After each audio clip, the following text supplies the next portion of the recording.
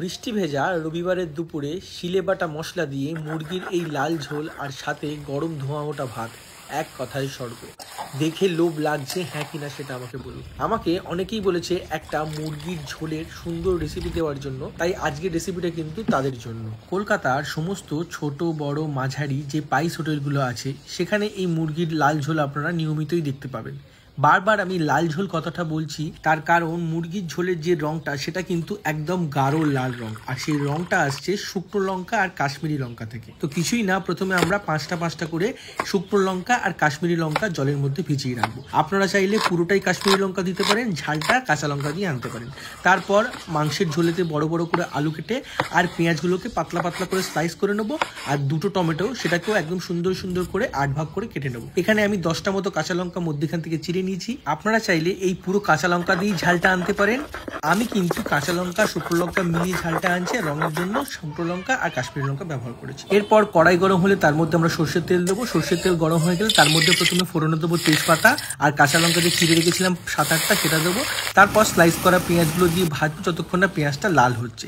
পেঁয়াজটা যতক্ষণ লাল হচ্ছে ভিজিয়ে রাখা শুকনো লঙ্কা আর কাশ্মীরি লঙ্কাটা আমরা নুন দিয়ে ভালো করে বেটে নেবো। এই যে লাল রংটা সেটা কিন্তু এই দুটো থেকেই আসবে।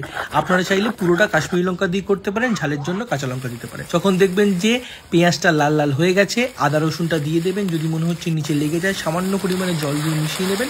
তারপর আদা রসুনের কাঁচা গন্ধ গেলে শুকনো লঙ্কা বাটাটা দিয়ে ভালো করে মিশিয়ে নেবেন।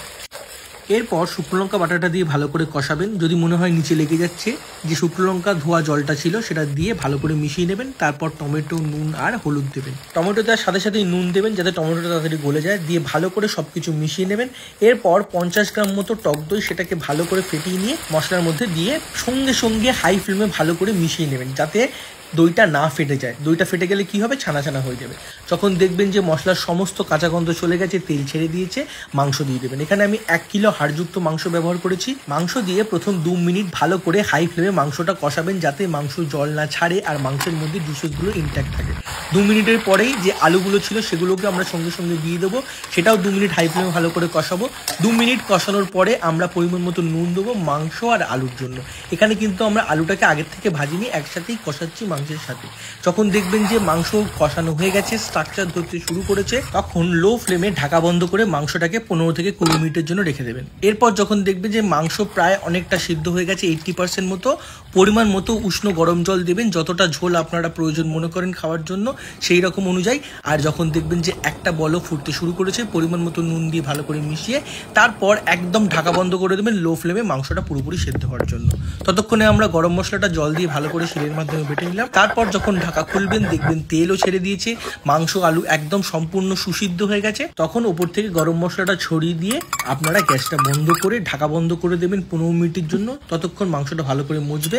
এরপর আর কি, গরম ভাতে পরিবেশন করুন রবিবারের দুপুরে শিলে বাটা মশলা দিয়ে মুরগির এই লাল ঝোল। এক কথায় অপূর্ব। কলকাতার যে সমস্ত পাইস হোটেলগুলো আছে তার থেকে এটা কিন্তু এক কথায় অপূর্ব খেতে হবে, রূপে এবং গুণে এক কথায় অসাধারণ। কলা পাতায় লেবু, গন্ধরাজ লেবুর সাথে এরম গরম মুরগির লাল ঝোল, এক স্বর্গীয় অনুভূতি। তো আপনারা বাড়িতে এই মুরগির লাল ঝোলটা অবশ্যই ট্রাই করবেন এবং আমাকে জানাবেন কেমন লাগলো, এবং আমাকে কিন্তু ছবিও পাঠাবেন।